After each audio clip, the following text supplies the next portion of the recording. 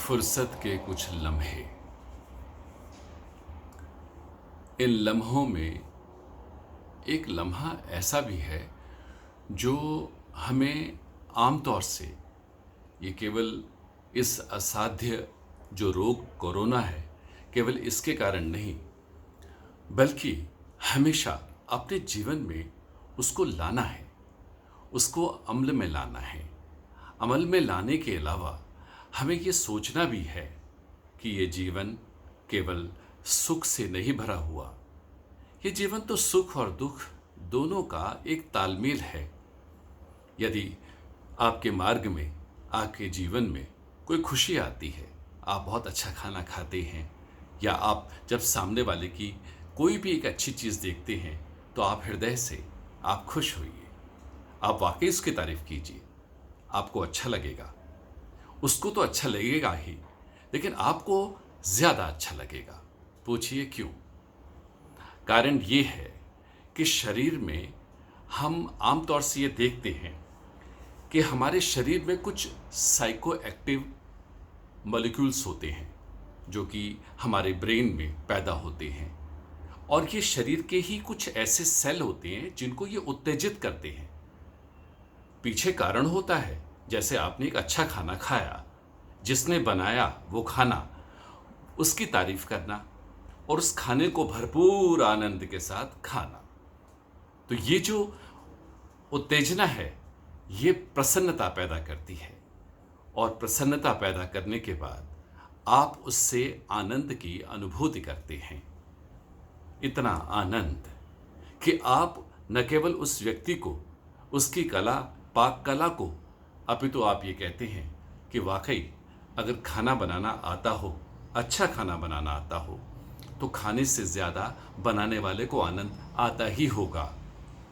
साथ ही ये भी ज़रूरी है कि वो ये भी सोचता होगा कि खाना अच्छा बनना चाहिए, सो दैट कि ये खाना जब मैं लोगों को दे रहा हूँ, परोस रही होंगी या परोस रहा हूँगा, तो वो खाना जब खाएंगे तो उनके चेहरे पर आनंद के भाव नजर आएंगे, प्रसन्नता नजर आएगी। शरीर में ऐसे खाने का जाना, जब ऐसा खाना शरीर में जाता है तो वो प्रसन्नता पैदा करता है, आनंद पैदा करता है, और इसी आनंद की स्तुति से हमारे शरीर में घनात्मक ऊर्जा पैदा होती है, जिसे पॉजिटिव एनर्जी बोलते हैं। क्योंकि हमारा शरीर पॉजिटिव काम के लिए पैदा किया गया है। नेगेटिव काम हम कई बार कर बैठते हैं कई कारणों से। जब हमारे अंदर किसी मोह के कारण ईर्ष्या पैदा हो जाती है, या किसी वजह से जलन पैदा हो जाती है, क्रोध पैदा हो जाता है, तो ये सब जो नेगेटिव थॉट्स हैं, जो ऋणात्मक जो थॉट्स हैं, विचार जो हैं, इन्हें दूर करना चाहिए। हमारे शरीर ईश्वर की बनाया हुआ है, और ईश्वर के बनाने के कारण इसके अंदर हमेशा लय के साथ, संगीत के साथ, भक्ति के साथ, अच्छे विचारों के साथ मन को नियंत्रण करके उस ध्येय की प्राप्ति करनी चाहिए जिस ध्येय के लिए हमें पैदा किया गया है। अभी तो हम खाना पीने पे ध्यान देते हैं, धीरे धीरे हम फिर शरीर पे ध्यान देने लगते हैं, शरीर के साथ साथ फिर हम आगे बढ़ते हैं, व्यवसाय पे ध्यान देने लगते हैं, व्यवसाय के साथ साथ आगे बढ़ते हैं तो फिर हम ये देखते हैं कि ये जो हमारे आसपास की प्रकृति है, ये प्रकृति कितनी सुंदर है। हवा, पानी, पृथ्वी, आकाश, पर्वत, हरी भरी वनस्पति, ये किसने बनाई होगी? जिसने इनको बनाया है उसी ने मेरे अंदर भी इन पंचतत्वों को डाला है, और इन पंचतत्वों ने मेरे शरीर में हमेशा ये इच्छा जाहिर की है कि हम केवल घनात्मक विचारों को ही लाएं, यानी कि पॉजिटिव थॉट्स को लाएं। क्योंकि अगर मैं पॉजिटिव थॉट्स को लेकर आऊँगा, मेरे अंदर अगर होंगे, तो मैं सामने वाले को बांट सकूँगा, अगर किसी वजह से वो ऋणात्मक विचारों का शिकार हुआ है। असाध्य रोग पहले भी आते रहे हैं, एक नया आ गया कोरोना, तो इससे डरने की बात नहीं है।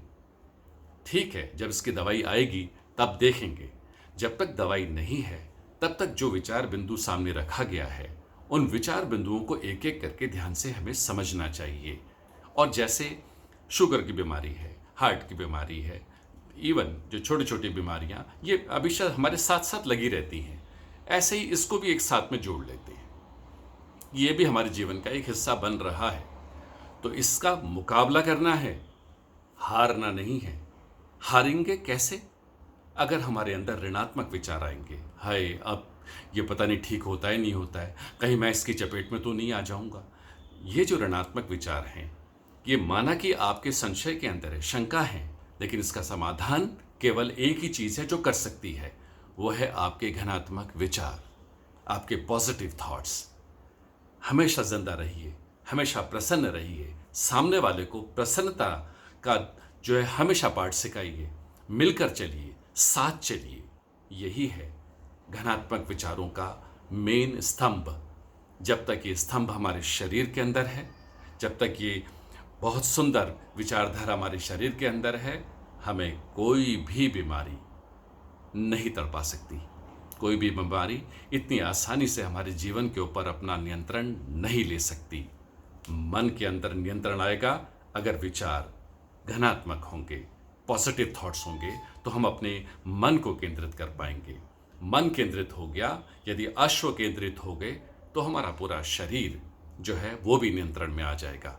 और जैसे ही शरीर नियंत्रण में आता है तो प्रसन्नता होती है, चारों तरफ प्रसन्नता ही प्रसन्नता।